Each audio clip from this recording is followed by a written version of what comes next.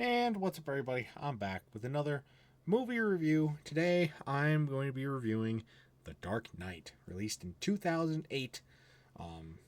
It's technically the second in this little trilogy here. It's the second Christian Bale Batman film. This is widely considered one of, if not the greatest movie, not just greatest superhero movie, not greatest Batman movie, not even greatest movie of the 20th century, 21st century, just the one of the greatest films of all time. I think on IMDb's list it's like third, which is insane. I never seen it though. So, after coming off on a very high end note at the end of Batman Begins, I was kind of excited to see where they were going to take that with this movie. And does it live up to the hype? It's got massive, massive expectations to fill. But did it? I got a lot of some thoughts. Let's just jump right into it, shall we? So Morgan Freeman's back. Big dubs there. So is Alfred. They're both really, really good in this still. I also liked that between the last movie and this movie, the table that they do like the company meetings with and like briefing. I love that that table keeps getting larger and larger with every appearance that it makes on screen. Like it started from like a fairly normal size table to now it spans the length of like an entire hallway almost. It is so funny. Um so that was really, really good. Got a couple memes that I want to point out here before we move on. Very poor choice of words. I remember that meme. And some men just want to watch the world burn. I had no idea those came from this movie. It was pretty cool. Now, let me talk about the villains. Those are the real different parts of this movie. Joker and Two-Face. Now, it's mostly a Joker villain film because it is also a Two-Face origin story. Talk about Joker first in that case. This is an awesome Joker. Awesome, awesome, awesome Joker. I mean, it's hard to think about anybody else that could captivate Joker better. As far as a live action adaptation of him, I do think that the Arkham Joker is done really, really well. But that's a video game adaptation, so they have a little bit more to work with in that case.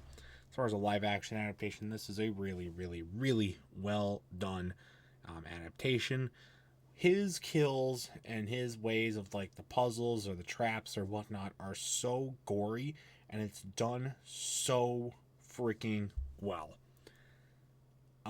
They took what you would think Joker would want to do and turned it up to like a 20. It is done so well. Really, really, really, really love that. Now Two-Face. The Two-Face origin stuff is done really well as well. You first get some hints that he's going to be Two-Face when he starts doing the coin flip thing, and then how they did him actually becoming the Two-Face that we know was a little weird. I don't know. It's like, now first off, I didn't think the girl was going to die. I didn't think the Batman's quote unquote love interest. They kiss at the end of the Batman Begins, and then she's married almost to somebody else now. The fuck happened there? We never really get much explanation outside of the letter that she wrote to Bruce Wayne. That we do get some explanation, but of course, we learn that Alfred never let him read that.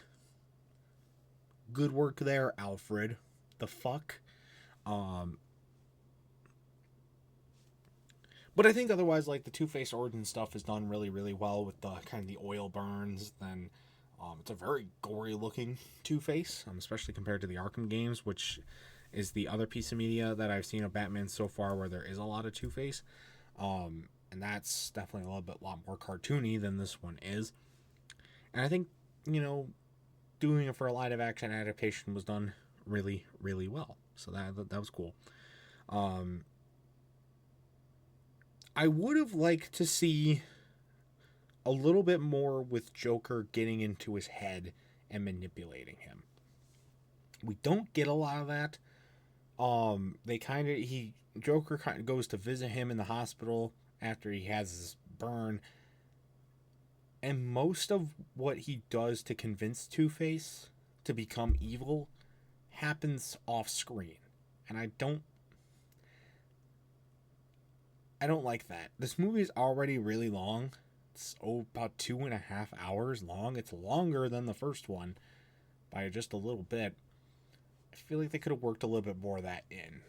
That's one of my, as far as Batman villains go, it's one of my favorite things about them versus like Marvel villains is that it's a lot more psychological horror with Scarecrow and Joker, even to an extent, and some other villains that we don't see in any of these movies do that, and we do get to see that in the next movie as well. I'll talk about that a little bit later too, but I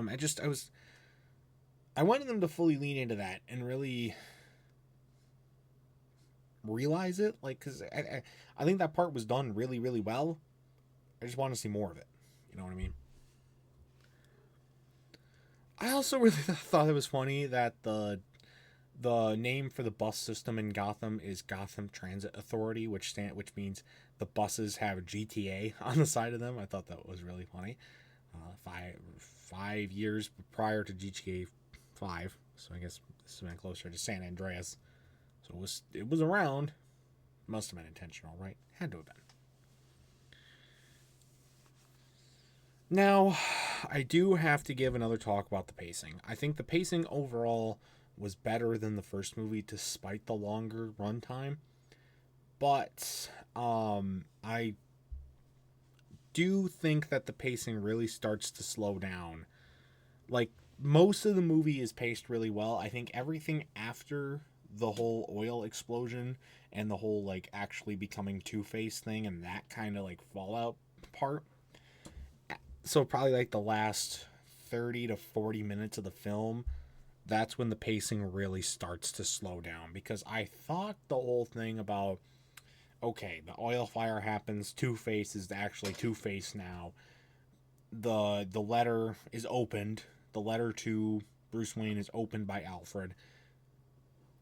And we kind of get like this. That's where to me it felt like it was going to end. That's because like they really like she gives Alfred the letter earlier in the film, and you're like, okay, he's probably gonna read this at the very end of the movie, right? And he doesn't end up reading it. Alfred ends up reading it. But I thought it'd be at the end. And it's not to say that everything that happens after that point is bad. It's just not paced very well because you're like, okay, how far are they really going to push this? I thought it was good, with Two-Face dying and everything like that, and then Joker gets caught, and you have that. The fight scene between Joker and Batman was a little weak. Maybe it's just because there wasn't a lot of music behind it, so it didn't feel as theatrical, but I was kind of left wanting a little bit more out of that one. I honestly thought Joker was kind of limping to the end of this movie, whereas Two-Face kind of went out with a bang. I don't know. That's just kind of my thoughts on it. Maybe I just had too high of expectations on it. But when you're ranked number 3 on the all-time movies list, I kind of am going to put a higher bar on it. So, did I think it's better? Do I think it's worthy of that ranking? No. I don't think it is. To be fair, this is still a really solid movie. It'll find a place, at the very least, on my honorable mentions list of my favorite movies list, which I do plan on potentially releasing that within the next few months. I'm still trying to get the backlog wound down. We have a few more marathons to do, but I probably will release that some point in February. Maybe end of January, but probably early February. Let's bank on that. But you will see at least this movie mentioned in that. Maybe it'll find a spot. I still have to work out some stuff, but I don't know. Is it one of the greatest movies of all time? No.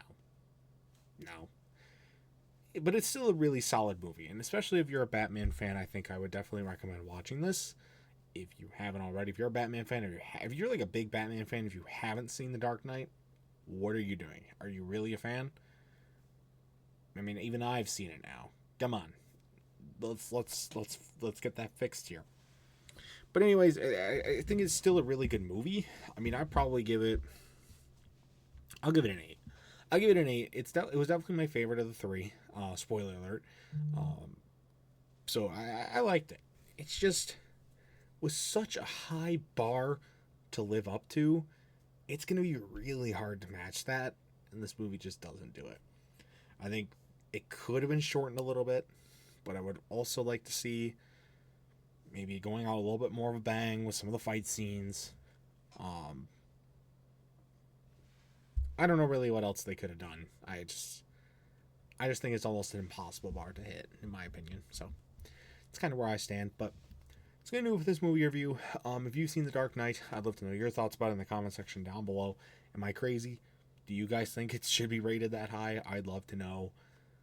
Because as we saw with Five Nights at Freddy's 2, critics can be way off the mark when it comes to some movies. So I could be just completely misreading the situation. Anyways, guys, that's going to do it for this video. Stay tuned for other much more amazing content, including more movie reviews and other awesome stuff. And until next time, see you guys later. Goodbye.